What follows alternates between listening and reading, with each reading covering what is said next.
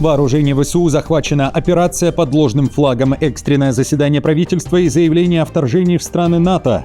Зеленский заявил о шоке в Киеве, заговорили о потере власти президентом. Экс-министр обороны обернул протесты против главы государства. Предложение отвергнуто, главком пошел в атаку. Резонансные заявления. Украинцев призвали эвакуироваться. Тяжелый прогноз. Разгон протестующих в столице начался. Антиправительственные протесты выходят из-под контроля. Применена сила. Массовая сдача в плен. Прорыв в тыл завершился засадой. Военные Украины и России в окружении. Опубликованы видео. Войска РФ и ВСУ обратились друг к другу. Большие потери. Генералы скрыли провал. Молчание Министерства обороны. Новый скандал. И рыбку съесть, и... Европа заботится о себе. Скандал из-за нового пакета санкций против Кремля. ЕС не может обойтись без рыбы из России и не только. Об этом в выпуске далее. Друзья, всем привет! Это «Время прятку», 21 июля на календаре. Давайте начнем. Вторжение в Польшу под ложным флагом, удары по странам НАТО дронами-оборотнями. Варшава собирает экстренное заседание. Правительственный комитет по безопасности Польши заявил о повышенном риске российской атаки. Министр обороны Владислав Косиняк-Камыш накануне озвучил, как уверяет, план Москвы.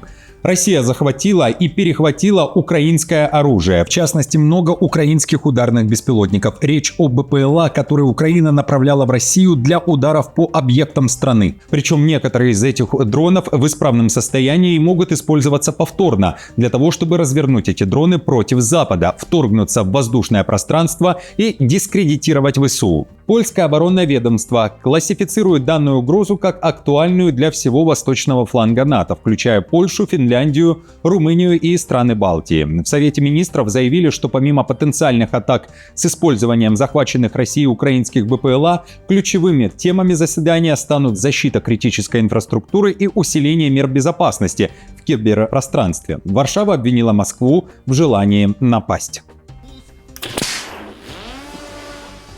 Задержания, которые проводят либо Агентство внутренней безопасности, либо Служба военной контрразведки, лучше всего показывают, что Россия не меняет свою тактику. Сейчас она захватила значительное количество украинских беспилотников и, на мой взгляд, может использовать их как элемент провокации, чтобы вводить в заблуждение и менять флаг. Европа дала заднюю. В ЕС за 4 дня переговоров не смогли согласовать новый 21-й пакет санкций, в частности, ограничения против российского экспорта, СПГ и финансовой системы. Европейский Союз заботится о себе, об этом пишет Financial Times и объясняет причины провала. Ключевые европейские игроки – Германия, Франция, Италия, Австрия, Греция и Португалия – выставили ультиматумы, требуя особых исключений ради защиты собственных компаний, зарабатывающих на торговле с РФ.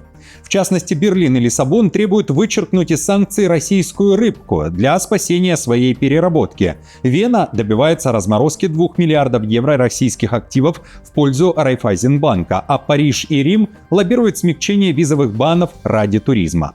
Политологи считают, что ЕС приближается к пику санкций против России, когда политические лидеры стран-членов понимают, теперь под угрозой их национальные интересы и ключевые активы. За столом переговоров моральный фактор работает все меньше и меньше, заявил один из дипломатов. Все столицы соглашаются с жесткими заявлениями и говорят о солидарности, но затем все постепенно исчезает. Украинцев призвали эвакуироваться. Уже сейчас гражданам страны надо решить, где они будут переживать зиму. Об этом в интервью «Украинской правде» заявил украинский военный, руководитель фонда «Вернись живым» Тарас Чмут. По его оценке, впереди может быть одна из самых тяжелых зим, поскольку Россия способна усилить удары баллистическими ракетами и реактивными дронами по энергетике. Прошлая зима уже показала, насколько хрупка система. При этом энергетику невозможно полноценно восстановить и защитить за несколько месяцев, а политическая турбулентность вокруг Минобороны отвлекает внимание от подготовки к войне. На фронте ситуация также может резко ухудшиться, считает Чмут, из-за усталости армии и общества, кадрового кризиса, проблем с мобилизацией и возможного расширения России линии боевых действий.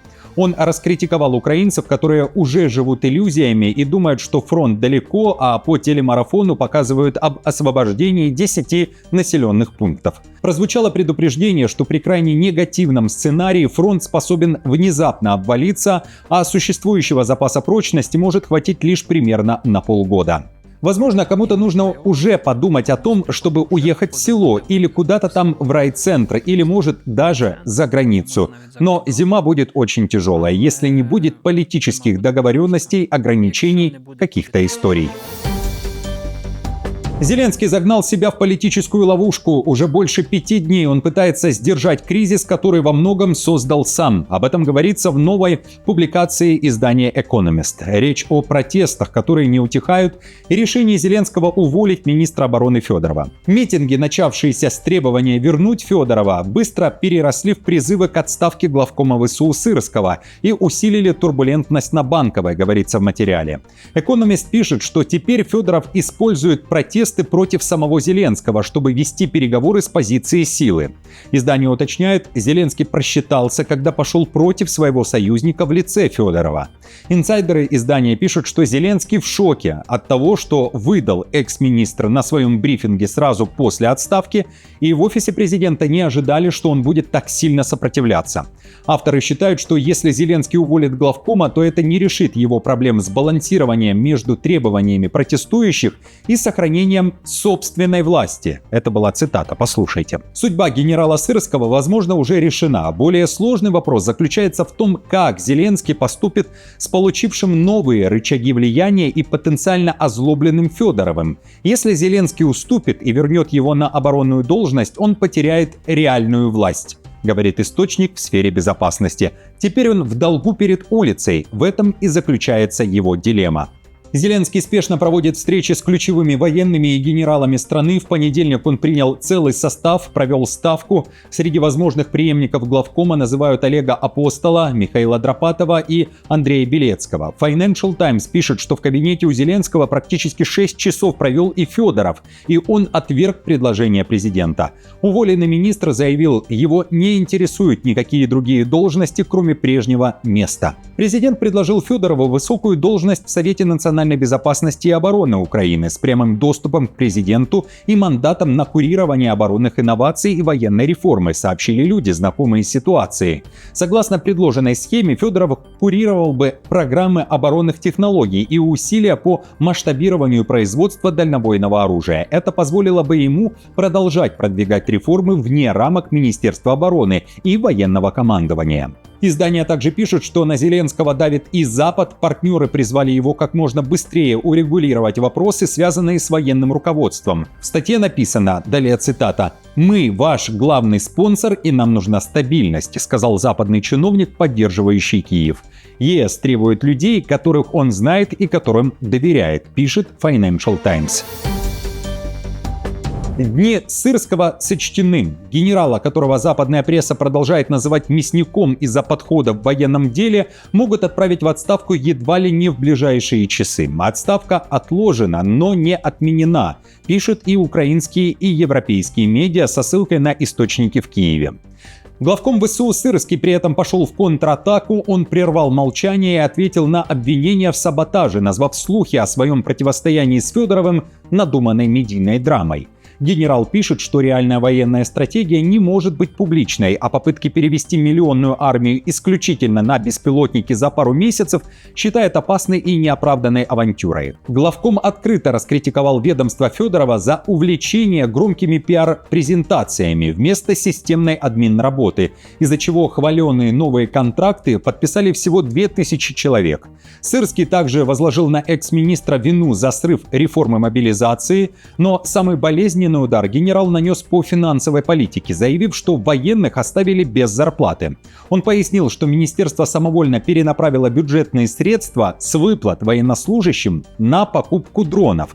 Кроме того, прозвучало и извинение. «Если я кого-то чем-то обидел, Михаил Альбертович, извините, бываю жестким». Скажу прямо, зарплата солдата не резерв для перераспределения, а обязательство государства перед людьми, которые ежедневно рискуют жизнью. Вместе с правительством мы сейчас ищем решение, чтобы каждый военнослужащий получил свое вовремя и в полном объеме. Другого варианта просто не существует. Но вывод на будущее сделать надо. Решение о миллиардах нельзя принимать без расчета последствий для миллиона людей. Массовый захват военных РФ и украинских военных, сдача в плен. Обо всем по порядку. Россияне прорвались в тыл ВСУ и попали в окружение. Об этом сообщает 225-й отдельный штурмовой полк и публикует видео со взятыми в плен. Задача представителей ВС РФ была такой – найти украинские экипажи БПЛА, собрать разведданные и установить российские флаги на новых позициях. Далее цитата. Вместо этого они оказались в плену. Бойцы 225-го отдельного штурмового полка провели зачистку от инфильтрованных групп противника в районах Терноватого, Косовцевого, Рождествянки, Верхней Терсы и Воздвижевки. Результат операции – 64 российских военнопленных.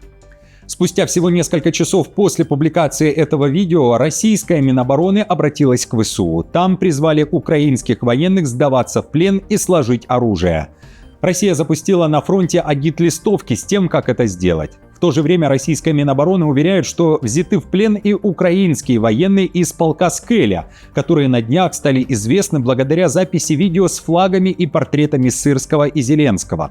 Россияне утверждают, что 2 военнослужащих попали в плен в центре Константиновки. В полку Скеля признали, что это их бойцы, однако заявляют, что бои за город продолжаются, а демонстрация украинских военнопленных не свидетельствует ни о взятии Константиновки, ни о поражении полка. Это была цитата. Генералы скрыли провал. Пентагон умолчал о масштабе атак Ирана по американским базам в Иордании и потерях США. Как выяснилось, за неделю до удара, в котором погибли 2 военных США, а еще 1 пропал без вести, Тегеран еще трижды атаковал объекты США. Об этом сообщает New York Times. На условиях анонимности американские чиновники рассказали изданию, что в результате этих ударов были ранены десятки военнослужащих и повреждены несколько вертолетов США. По словам одного из американских военных чиновников, CENTCOM не обязан публиковать информацию о раненых военнослужащих, особенно если они быстро возвращаются к исполнению обязанностей. С момента срыва хрупкого перемирия между Вашингтоном и Тегераном, отмечает автор материала, Пентагон предоставляет крайне мало информации о стратегии американской армии на Ближнем Востоке. Другой представитель американских вооруженных сил отметил, зачем Пентагону раскрывать информацию, которая может помочь Ирану точнее наводить свои баллистические ракеты и беспилотники на американские базы в Иордании и других странах Ближнего Востока, где размещены тысячи военнослужащих США. Разгон протестующих в столице начался. Силовики применили слезоточивый газ и дубинки, чтобы оттеснить многотысячную толпу от здания парламента. Антиправительственные митинги вновь охватили Индию. Самые большие акции проходят в Нью-Дели. Несмотря на предупреждения полицейских, активисты молодежного движения «Тараканы» не расходятся из центра и требуют немедленной отставки министра образования. Напомню, молодые граждане взбунтовались в мае этого года после серии утечек заданий национальных вступительных и госэкзаменов.